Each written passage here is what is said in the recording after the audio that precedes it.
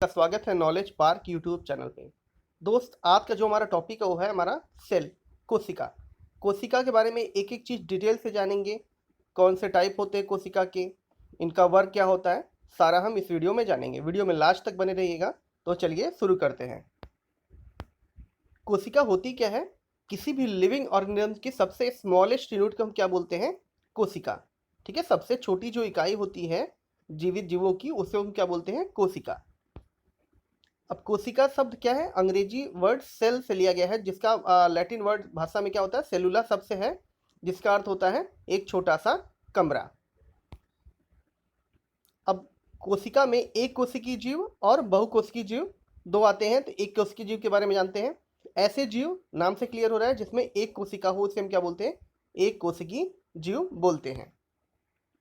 एक कोशिकीय जीव में जितने भी वर्क होते हैं, ठीक है, वो सिंगल ही सेल क्या करता है? पूरे जैविक कार्य को करता है। इसका एग्जाम्पल क्या है? अमीबा और पैरामीशियम क्या है? एक कोशिकीय जीव के उदाहरण हैं। अब जानते हैं बहुकोशिकीय जीव के बारे में। ऐसे जीव जिनका शरीर अनेक कोशिकाओं से मिलकर बना होता है, उसे हम क्या बोलते हैं? बहुकोशिकीय जीव कहते हैं।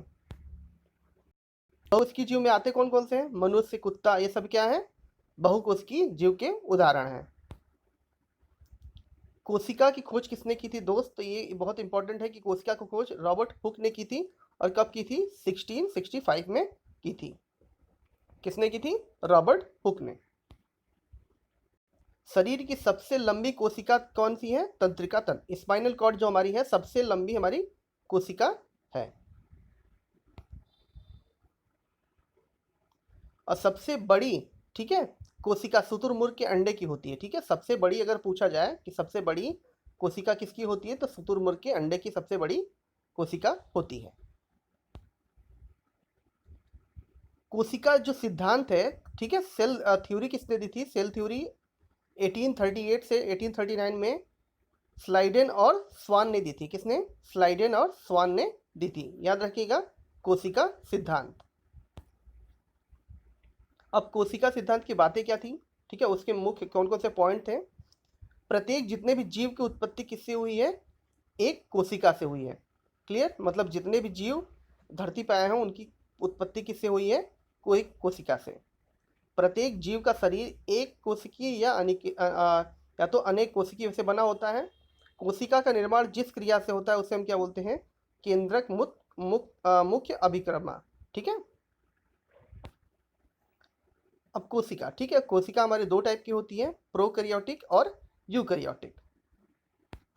अब देखते हैं प्रोकैरियोटिक क्या होता है। ऐसे कोशिकाएं जिनमें केंद्रक पदार्थ केंद्रक झिल्ली के बिना होता है। ठीक है, याद रखिएगा, इसमें केंद्रक झिल्ली के बिना होता है, मतलब केंद्रक झिल्ली नहीं होती है, उसे हम क्या बोलते हैं? प्रोकैरियोटिक कोशिका कहते हैं। ठीक है, जैसे इसका एग्जाम्पल है नीले और हरे शैवाल, क्या है? इसके एग्जाम्पल है। यूकैरियोटिक क्या होता है? दोहरी क्या होती है? दोहरी झिल्ली आवरण, यानी केंद्रक आवरण से घिरा होता है। ठीक है, उसे हम क्या बोलते हैं? यूकैरियोटिक कोशिका। जैसे पौधे, जंतु, इसके क्या है? एग्जाम्पल यूकैरियोटिक के। और प्रोकैरियोटिक क्या थे? नीले और हरे शैवाल। और नीले और हरे शैवाल क्या करते हैं? ये फोटोसिंथेसिस में काम, ठीक है, इनका भोजन का काम क्या होता है? ये प्रोड्यूसर है और ये क्या है? कंज्यूमर है। क्लियर हुआ? प्रोकैरियोटिक क्या होते हैं? ये प्रोड्यूसर है और ये क्या है? कंपोजर है। ठीक है। कोशिका के मुख्य भाग, ठीक है, पहला है कोशिका भित्ति, तारक काय, लाइसोसोम राइबोसोम है, गाल्जी काय, लवक, केंद्रक, कोशिका झिल्ली। इसके बारे में चलिए डिटेल से जानते हैं। पहला देखते हैं कोशिका भित्ति, सेल वॉल। सेल वॉल क्या करता है? ये हमारे कोशिका को एक निश्चित आकार देता है। ठीक है, कोशिका को निश्चित आकार कौन देता है? सेल वॉल देता है। कोशिका झिल्ली सेल मेम्ब्रेन। कोशिका झिल्ली, अच्छा एग्जाम्पल आप जानिए। जैसे अंडा है, अगर मैं अंडे को शुद्ध पानी में डाल दूं, ठीक है, तो अंडा क्या होगा? फूल जाएगा। अगर मैं उसे नमक वाले पानी में डाल दूं, तो अंडा क्या होगा? सिकुड़ जाएगा। इसका मतलब ये होगा कि अंडे पे एक लेयर होती है, जिसे हम बोलते हैं सेमी परमेबल मेम्ब्रेन्स। ठीक है, कोशिका के सभी अवयव एक झिल्ली के आवरण से घिरे होते हैं, जिसे हम क्या बोलते हैं? कोशिका झिल्ली। ठीक है, अर्धपारगम झिल्ली भी इसको बोलते हैं, सेमी परमेबल मेम्ब्रेन्स इंग्लिश में बोलते हैं। ठीक है, इसका वर्क क्या होता है, ये अंदर और बाहर आने जाने वाले पदार्थों का निर्धारण करती है। क्लियर, कौन से पदार्थों को अंदर आना है, कौन से पदार्थों को बाहर जाना है, निर्धारण कौन करेगा, सेल मेम्ब्रेन करेगा। तारक काय, ये बहुत इंपॉर्टेंट है, ये पूछा जाता है कि तारक काय किस में पाया जाता है। तो तारक काय दोस्त किस में पाया जाता है, बस जंतु कोशिकाओं में ही तारक काय पाया जाता है। और इसकी खोज किसने की है, बोबेरी ने की थी। किस में पाया जाता है, वनली जंतु कोशिका में ये पाया जाता है तारक काय, और इसकी खोज बोबेरी ने की थी।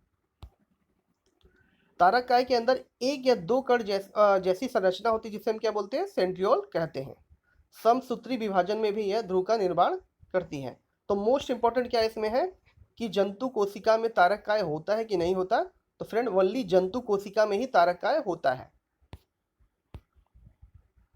अब देखते हैं इंडोप्लाज्मिक रेटिकुलम, ठीक है, अंतःप्रद्युपी जालिका। एक ओर यह केंद्रक झिल्ली से व दूसरी ओर कोशिका झिल्ली से संबद्ध होती है। मतलब एक तरफ हमारा क्या केंद्रक झिल्ली होती है और दूसरी तरफ क्या होती है, कोशिका झिल्ली से ये मिला होता है, ठीक है। इस जालिका के मुख्य भागों पर किनारे किनारे छोटी छोटी कणिकाएं लगी रहती है, जिसे हम क्या बोलते हैं, राइबोसोम कहते हैं। अंतःप्रद्युपी जालिका, ठीक है, इंडोप्लाज्मिक रेटिकुलम में क्या होता है, चिकनी अंतःप्रद्युपी जालिकाएं होती हैं, इनमें राइबोसोम नहीं होते हैं, ठीक है। जो अंदर अंतः वाले होती हैं उसमें राइबोसोम नहीं होते हैं, और जो बाह्य वाले होते हैं उसमें क्या होते हैं, राइबोसोम होते हैं। अब देखते हैं अंतः के बारे में, ठीक है। अंतःप्रद्युपी जालिका का मुख्य कार्य क्या होता है, ये सभी वसाओं और प्रोटीन का संश्लेषण करती हैं, ठीक है। सभी प्रोटीन और वसाओं का संश्लेषण करती हैं, जैसे कोशिका झिल्ली, केंद्रक झिल्ली आदि का निर्माण होता है। अब राइबोसोम के बारे में आते हैं, ये भी इंपॉर्टेंट है पॉइंट है, राइबोसोम। ये अति सूक्ष्म कोशिकांग है जो केवल इलेक्ट्रॉन सूक्ष्मदर्शी द्वारा, इलेक्ट्रॉनिक माइक्रोस्कोप द्वारा देखे जा सकते हैं। और राइबोसोम की खोज तथा नामकरण किसने किया था, GS पैलाडे ने 1955 में किया था। राइबोसोम ये किससे बने होते हैं, राइबो न्यूक्लिक एसिड के नाम से इनका नाम रखा गया है, ठीक है। अम्ल और प्रोटीन के बने होते हैं ये, और ये प्रोटीन संश्लेषण के उपयुक्त स्थान पर प्रदान करती है। और इसे हम क्या बोलते हैं, प्रोटीन की फैक्ट्री भी कहते हैं। राइबोसोम को क्या कहा जाता है, प्रोटीन की फैक्ट्री। नेक्स्ट देखते हैं माइक्रोकॉन्ड्रिया। माइक्रोकॉन्ड्रिया ये क्या होता है, केंद्रिका द्रव्य में पाई जाने वाली अनेक गोलाकार अथवा सूत्राकार रचनाएं होती हैं। इसकी खोज किसने की थी, अल्टमैन ने 1890 में की थी। माइक्रोकॉन्ड्रिया को हम बोलते हैं पावर हाउस ऑफ सेल। क्या बोलते हैं, पावर हाउस ऑफ सेल बोलते हैं माइक्रोकॉन्ड्रिया को। माइक्रोकॉन्ड्रिया में डीएनए, एमआरएनए एवं राइबोसोम पाए जाते हैं, जिनकी संरचना से प्रोटीन संश्लेषण में सक्षम होता है। मतलब माइक्रोकॉन्ड्रिया क्या करता है, प्रोटीन का सिंथेसिस करता है। माइक्रोकॉन्ड्रिया कोशिका का शक्ति गृह कहलाता है। सेल का पावर हाउस किसे बोलते हैं, माइक्रोकॉन्ड्रिया के कई बार एग्जाम में पूछा जा चुका है, क्योंकि इसमें ईंधन का चरणबद्ध क्या होता है, ऑक्सीकरण, ऑक्सीडेशन होता है, जिससे फलस्वरूप क्या होता है, रासायनिक ऊर्जा एटीपी में मुक्त होती है, ठीक है। किसमें होती है, एटीपी में। गोल्गी का है, ठीक है, गोल्गी बॉडी। इसकी खोज 1898 में किसने की थी, केलिमो गाल्गी ने की थी। इन्हीं के नाम पे इसका नाम रखा गया गोल्गी बॉडी। गोल्गी बॉडी क्या होती है, यदि कोई पदार्थ कोशिका से बाहर स्रावित होता है तो उस पदार्थ वाली पुटिकाएं उसे क्या करती हैं, कोशिका झिल्ली के माध्यम से अंदर निकलवा देती हैं, ठीक है। मतलब अगर हम कोई पदार्थ बाहर स्रावित होना चाह रहा है तो गोल्गी बॉडी क्या करती है, उसको हेल्प करती है बाहर की तरफ पुश करने में। आता है लाइजोसोम। लाइजोसोम की खोज क्रिस्टियन डी डुवे ने 1955 में की थी। ये एकल झिल्ली युक्त गोल थैली नुमा संरचना होती है, ठीक है। मोस्ट इंपॉर्टेंट में क्या है, लाइसोसोम को हम क्या बोलते हैं, आत्मघाती थैली किसको कहा जाता है, तो लाइसोसोम को कहा जाता है, ठीक है। लाइसोसोम में लगभग 40 प्रकार के जल अपघटनीय एंजाइम्स भरे होते हैं। नेक्स्ट आता है लवक, ठीक है। लवक में 3 होते हैं, हरित लवक, अपर्णी, ठीक है, 3 प्रकार के होते हैं। तो पहला देखते हैं बचपन से आप पढ़ते आ रहे हैं कि क्लोरोप्लास्ट क्या होता है, पत्तियों का ग्रीन कलर किस कारण क्या होता है, क्लोरोफिल की जगह क्लोरोप्लास्ट के कारण होता है। यह हरे रंग का होता है क्योंकि इसके अंदर एक हरे रंग का पदार्थ पर्णरहित होता है। इसकी सहायता से क्या पौधा क्या करता है, फोटोसिंथेसिस करता है, जिसके द्वारा इसे क्या करते हैं, अपना भोजन बनाता है। और क्या होता है, हरित लवक क्या होता है, पत्तियों का अगर हम बोला जाए कि रसोई घर क्या होता है, मतलब पौधे का रसोई घर क्या होता है, तो उसे क्या बोलते हैं, पत्तियां होती हैं उसकी रसोई घर। अब बातें हमारी अवर्णीय लवक। यह रंगहीन लवक होते हैं। यह पौधे उन स्थानों, उन भागों की कोशिकाओं में पाए जाते हैं जो सूर्य के प्रकाश से वंचित होते हैं। क्लियर हुआ, ये कोशिकाएं क्या होती है, सूर्य के प्रकाश जहाँ पर नहीं पहुँचती हैं वहीं पर इनका निर्माण होता है। ठीक है, जैसे पौधों की जड़ों में, भूमिगत तनों में आदि में भोज्य पदार्थ का संग्रहण करने का लवक होता है। अब आता है क्रोमोप्लास्ट। ये रंगीन लवक होते हैं जो प्रायः लाल, पीले, नारंगी रंग के होते हैं। ये पौधों के रंगीन भाग जैसे पुष्प, फल, भित्ति, बीज आदि में पाए जाते हैं। जैसे एग्जाम्पल देखिए, टमाटर में क्या होता है, लाइकोपेन, गाजर में कैरोटीन, चुकंदर में विटामिन होता है। नेक्स्ट हमारा आता है वैक्यूल्स। ठीक है, ये कोशिका की निर्जीव रचना करती है जिसमें तरल पदार्थ भरा होता है। क्या होता है, निर्जीव रचना होती है जिसमें तरल पदार्थ भरा होता है। हिंदी में क्या बोलते हैं, रस घानी, इंग्लिश में वैक्यूल्स। जंतु कोशिकाओं में यह अनेक व बहुत छोटी होती है, परंतु पादप कोशिका में यह प्रायः बहुत बड़ी पाई जाती है। ठीक है, और केंद्र में स्थित होती है।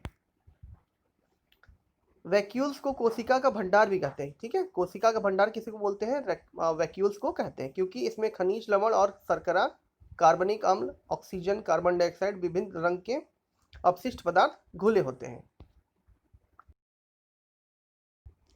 और न्यूक्लियस का मतलब उसका सेंटर पॉइंट।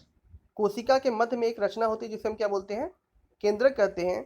यह कोशिका का सबसे प्रमुख अंग होता है क्योंकि यह एक तरह से कोशिका के प्रबंधन के रूप में कार्य करता है। मैनेजमेंट कौन करता है, न्यूक्लियस।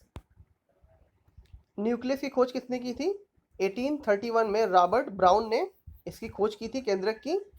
इसका रासायनिक रूप में क्या होता है, केंद्रक में 70% प्रोटीन होता है, 10% डीएनए और 2 से 3% आरएनए, और जो रेस्ट होता है 3 to 5% लिपिड से बना होता है। केंद्रक में रस या केंद्रक द्रव, केंद्रक आवरण, क्रोमेटिन या केंद्रिक पाई जाती है। यह आनुवांशिक वाहक होता है। ठीक है, अब ये इंपॉर्टेंट पॉइंट बनता है कि ये क्या है, एक जेनेटिक मटेरियल है। ठीक है, न्यूक्लियस क्या होता है, एक जेनेटिक मटेरियल है, जो क्योंकि इसमें जनन के लिए, उपापचय परिवर्तन के लिए एवं जीवधारियों के व्यवहार के लिए आनुवांशिक सूचनाएं उपस्थित होती हैं। तो न्यूक्लियस क्या है, एक जेनेटिक मटेरियल है।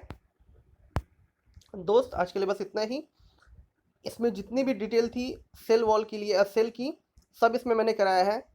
आपको ये वीडियो कैसा लगा कमेंट बॉक्स में जरूर बताइएगा। साथ ही साथ अपने दोस्तों के साथ शेयर कीजिए, लाइक कीजिए। अगर आपने हमारा चैनल सब्सक्राइब नहीं किया तो उसको भी सब्सक्राइब कर लीजिए। Thank you.